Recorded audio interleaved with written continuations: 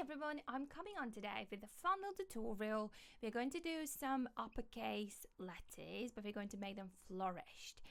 So I've designed this worksheet recently as I was prepping for my 4-week course, and I was like, I just need to update my uppercase alphabet because I've changed my style so many times over the years, especially when it comes to flourishing. I feel like I've tried it all, and I think I've landed here where my flourishes are fairly simplistic, quite elegant looking, they're not over the top, and I just really wanted to design a new worksheet.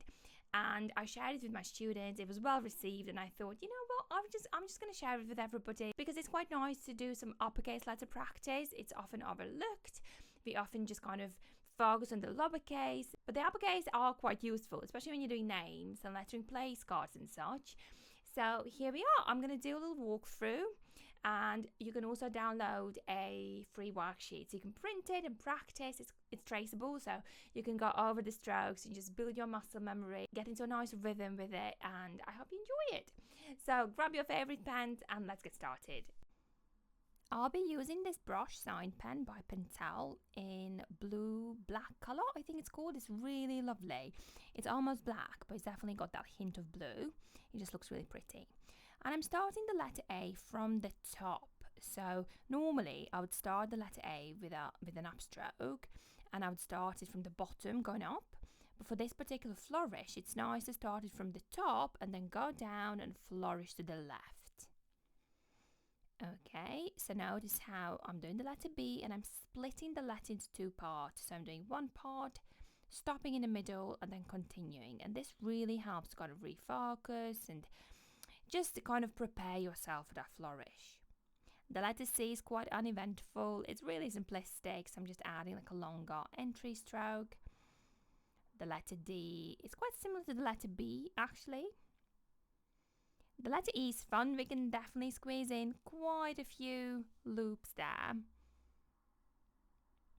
Here comes the letter F, again starting with the base and then flourishing to the left, and then just adding these two long thin crossbars, I would say, just kind of crossing through.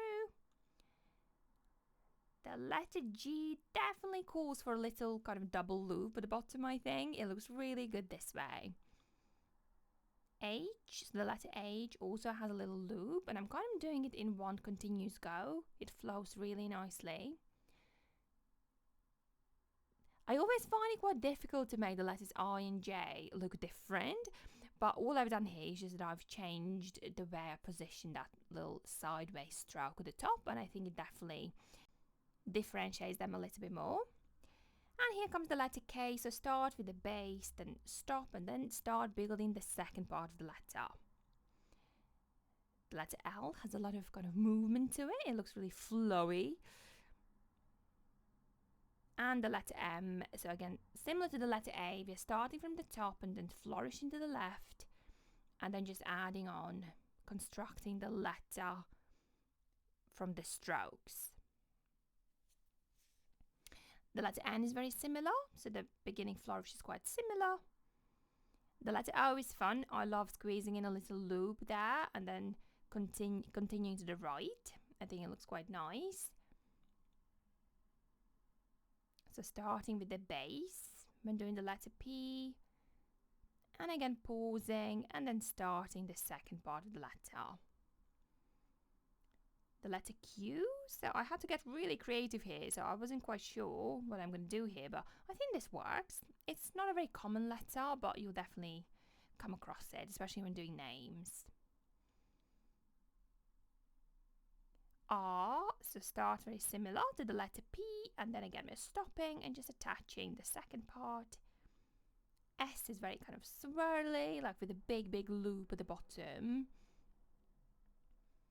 And the letter T, fairly simplistic, just flourishing the crossbar. The letter U has quite a lot going on in a way, so I'm just kind of adding like a little entry loop to make it a bit more interesting. Same with the letter V.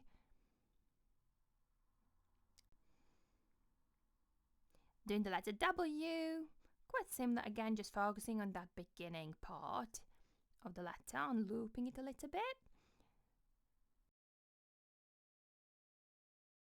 The letter X, squeezing in a little loop at the beginning, really kind of extending that first stroke. The letter Y, quite similar to the letter G. We're just kind of squeezing in like a little tiny loop inside the big loop. And same with the letter Z. So you can see how some of them kind of repeat, and especially if the letters are similarly constructed, they do look quite similar in places. But I hope you enjoyed it. I really love this style. It's not over the top, but I think it's just right for kind of making your lettering a bit more interesting.